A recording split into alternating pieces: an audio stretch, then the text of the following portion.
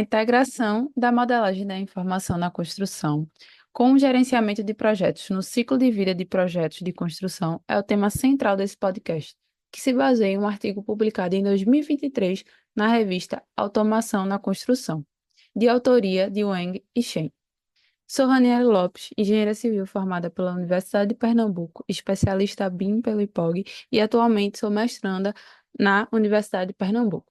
Esse podcast faz parte de uma atividade da disciplina de Metodologia do Ensino e da Pesquisa Tecnológica, ministrada pela professora doutora Emília, e tem como objetivo divulgar e tornar acessível informações científicas a todos. Para começarmos, é importante entender o que é o ciclo de vida de um projeto. Baseado no artigo, eles demonstram que, de acordo com o Instituto de Gestão de Projetos e a Associação para a Gestão de Projetos, o ciclo de vida é composto por 4 fases principais: início, preparação, execução e fim. Essas fases, embora possam variar de nome, abrangem todo o processo de desenvolvimento de um projeto, desde o planejamento até a entrega final. Eles afirmam também que estudar o gerenciamento de projetos a partir do ciclo de vida é essencial para rastrear e organizar melhor as informações. E aí é que o BIM desempenha um papel central. Além disso, nos últimos anos, o BIM tem sido cada vez mais explorado em todas as fases do ciclo de vida do projeto, mas a implementação contínua ainda não recebe a atenção devida. Neste artigo, foi explorado como a integração do BIM ao gerenciamento de projetos tem sido pesquisada. Para isso, foram abordadas 3 questões-chave. A primeira, quais são as tendências e conteúdos atuais de pesquisa sobre a integração do BIM e o gerenciamento de projetos no ciclo de vida de um projeto? Como esses artigos estão relacionados ao ciclo de vida do projeto? Terceira, quais recursos do BIM são necessários para o gerenciamento de projetos em cada etapa do ciclo de vida? A metodologia adotada no artigo foi a revisão sistemática da literatura. Mas o que seria a revisão sistemática? É um método de pesquisa que organiza e analisa estudos primários para responder a questões específicas. Isso envolve um processo claro e estruturado de identificação, seleção e avaliação crítica de pesquisas relevantes. A revisão sistemática segue um protocolo rígido para garantir que o processo seja transparente e reproduzível, buscando consistências nos resultados. O artigo coletou 381 estudos inicialmente, mas após todas as etapas da revisão sistemática, restaram 71 artigos para análise final. Na análise quantitativa dos autores, foi possível obter dados como o fato dos artigos serem provenientes de 30 países e regiões, com destaque para a China e Reino Unido. Agora vamos convidar Ricardo, mestre em Engenharia Civil pela Universidade Federal de Pernambuco e gestor do setor de projetos e construção virtual de uma empresa pernambucana, para falar sobre os resultados qualitativos em complemento ao artigo e compartilhar sua experiência prática. Lembrando que o estudo buscou responder as seguintes perguntas: tendências e conteúdos atuais de pesquisa, onde a pesquisa mostra uma crescente integração do BIM com o gerenciamento de projetos. Publicações recentes indicam que o BIM tem se expandido para diferentes fases desse ciclo de vida, especialmente em relação à gestão de informação. Olá, Ricardo, agradeço a sua presença aqui. E agora vamos iniciar algumas perguntas sobre a temática do artigo. Olá, Raniele. Prazer, obrigado pelo convite. Primeira pergunta em relação a tendências e conteúdos atuais de pesquisa. Em sua opinião, qual fase do ciclo de vida do projeto mais se beneficia com o BIM atualmente? Olha, atualmente o BIM ele é mais utilizado nas fases mais prévias do projeto, né? Então, hoje, os maiores usos do BIM, principalmente aqui na nossa região, estão na fase de desenvolvimento de projeto e coordenação, né? Onde a gente consegue vários benefícios. Mas, no geral, a etapa que mais, do ciclo de vida de uma edificação, que mais se beneficia do uso do BIM é a etapa de operação e manutenção, né? Que é uma fase aí do ciclo de vida que pode representar mais de 80% do custo total do empreendimento. Então, quando a gente considera os custos da implantação de um empreendimento, desde a sua concepção até o seu desativamento, né? Quando a gente para analisar, é fácil entender por quê, né? A maior etapa, em termos de duração, realmente, é a fase de operação e manutenção, né? Então, alguns estudos mostram que essa etapa ela pode representar mais de 80% do custo de um empreendimento, tá? Outros estudos mostram também que mais de 80% também do tempo de um gestor de operação, gestor de facility, né, como se chama, é gasto na busca por informação necessária para executar a atividade de manutenção. Então, todo esse volume, né, hoje a gente tem edifícios cada vez mais complexos, então, todo esse volume de informação, esses dados que são gerados ao longo do desenvolvimento desse projeto e da própria operação, muitas vezes acaba que se perde ou é armazenado em locais inapropriados.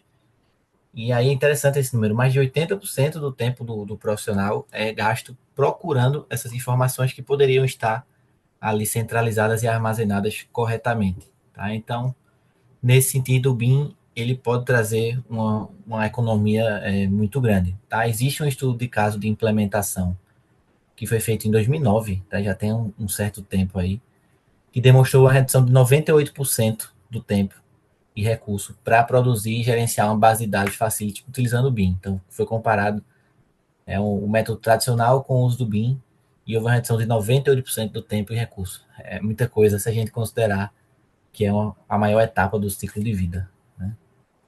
Realmente, são dados bem importantes da gente saber, né? E saber aplicar também. E indo nesse sentido da questão da fase mais operacional, né, de manutenção, como você vê o avanço dessa integração do BIM nessas fases? Ainda vejo com um estado muito inicial, tá? Sobretudo trazendo para a nossa realidade aqui brasileira e também nível Nordeste. Né?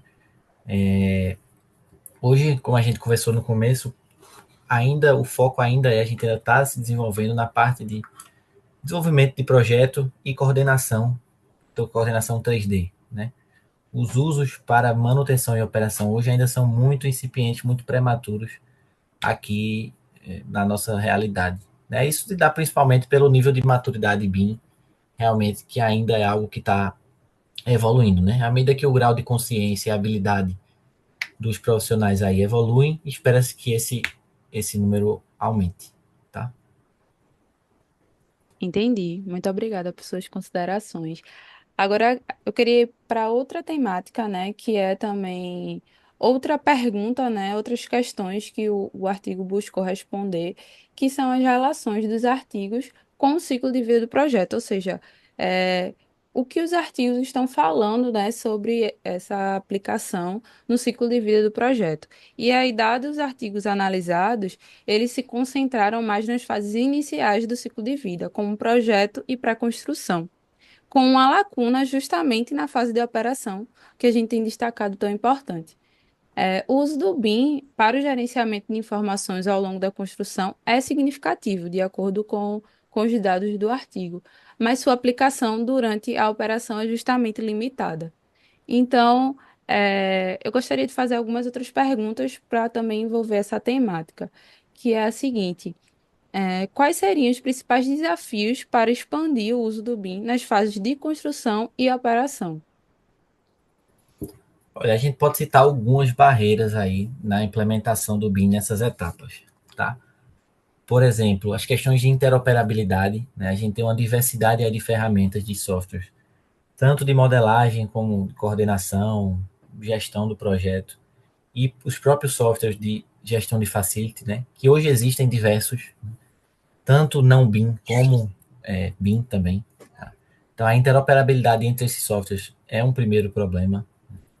A falta de colaboração entre os stakeholders do projeto, que é uma coisa que a gente já visualiza hoje nos usos BIM que a gente comentou de desenvolvimento de projeto, coordenação, a gente já tem muita dificuldade na colaboração. Então, imagina para a gente conseguir chegar num nível aí de uso BIM para facility. Né? A definição dos papéis e responsabilidades de cada um, quem é que carrega os dados no modelo ou no banco de dados, quem é que faz a gestão dessa informação na fase da manutenção, o que é que precisa ser inserido no modelo, quando precisa ser inserido, quem analisa e confere se isso foi realmente feito. Então, sim, são várias barreiras que a gente tem que superar para garantir que esses modelos eles possam ser utilizados na fase de manutenção e de operação, né? Sem falar e no fator cultural, né? Que quando a gente fala em construção civil, embora tenha evoluído bastante, mas o fator cultural ainda é uma barreira aí na adoção de tecnologias em geral. Foi interessante você falar sobre os recursos do BIM, porque a gente já consegue linkar com a terceira questão que envolve aí no artigo, né? Que o artigo tentou realmente responder, que são justamente os recursos do BIM que são selecionados para o gerenciamento de projetos. E de acordo com o que o artigo conseguiu obter, ele afirma que os principais recursos incluem a modelagem em 3D, detecção de conflitos e colaboração em tempo real. Eles são amplamente usados na fase de planejamento e pré-construção para reduzir erros e melhorar a eficiência dos projetos. Estudos indicam que esses recursos também podem facilitar a gestão de ativos durante a fase de operação das edificações. Então, eu queria perguntar um pouco mais sobre quais inovações recentes no BIM podem melhorar justamente essa fase de operação e manutenção dos projetos. Falando em inovação no BIM, né, para a gente trazer para essa fase de operação e manutenção, a gente pode citar duas principais. Tá? Uma é a realidade aumentada, que também pode ser utilizada durante a obra. Né? Ela permite a visualização, traz um poder de visualização muito maior, principalmente para os leigos. Né? A gente está falando de uma fase de operação e manutenção. Então, isso inclui também os moradores da edificação, ou se for uma edificação comercial, aquela equipe que trabalha ali, que não necessariamente é da área da engenharia. Né? Então, a realidade aumentada ela traz um poder de visualização muito grande para isso. E aí você pode linkar isso com o planejamento, colocar filtros nas visualizações, tornar bem interessante e até facilitar a adesão da ferramenta. E outra inovação bem interessante que existe, né, é a conexão com a internet das coisas. Por exemplo, a gente pode utilizar sensores nos ambientes de umidade, de temperatura, que fiquem linkados ao modelo e aí você ter essa visualização em tempo real daquele modelo no seu computador, mas com dados do que está acontecendo no ambiente naquele momento. Né? Então, uma funcionalidade recente que foi desenvolvida também até para controle de temperatura de concreto. Você pode colocar um sensor dentro do bloco de fundação, por exemplo, e controlar essa temperatura em tempo real através dos modelos. Tá? Então, tem várias possibilidades aí, várias inovações que se aplicam a essa etapa do ciclo de vida. A gente falou aqui muito sobre a questão da fase, né, de operação e manutenção das edificações, até porque a sua dissertação foi sobre essa temática, né, foi sobre diretrizes da implementação ali para o pós-obra, com ênfase na coordenação de projetos utilizando o BIM. Então, todo esse conhecimento agregou bastante nessas lacunas que encontramos no ciclo de vida ali do projeto, relacionando o gerenciamento de projetos e o BIM, sendo que eu queria que a gente conversasse um pouco nesse final, sobre quais recursos do BIM mais impactam na prática durante ali a fase de execução da obra, né? Visto que a gente conseguiu visualizar aqui pelo artigo que o BIM ele já é utilizado ali no ciclo de vida no início do projeto, mas tem existe lacunas tanto na fase de operação e manutenção, quanto também na fase de execução.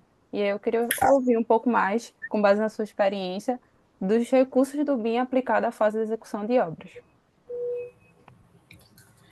Hoje o maior desafio que a gente tem, enfrenta atualmente aí, é justamente levar o BIM para a obra. Tá? A gente conseguiu chegar no nível aceitável, vamos dizer, das etapas anteriores, né? Embora tenha muita coisa ainda para melhorar. Mas o grande desafio hoje é levar o BIM para a obra, tá? Que é uma fase que o BIM pode ajudar bastante na execução. E aí algumas oportunidades aí, novamente, falando em realidade aumentada e virtual, né, que pode ser utilizado para treinamentos e instrução da equipe. Tá? Imagina o poder que você tem na mão em passar um treinamento, passar a programação da semana para a sua equipe de produção, que muitas vezes não tem a instrução, né, devida, e isso de forma com realidade aumentada, realidade virtual, utilizando óculos de realidade virtual. Isso é uma possibilidade.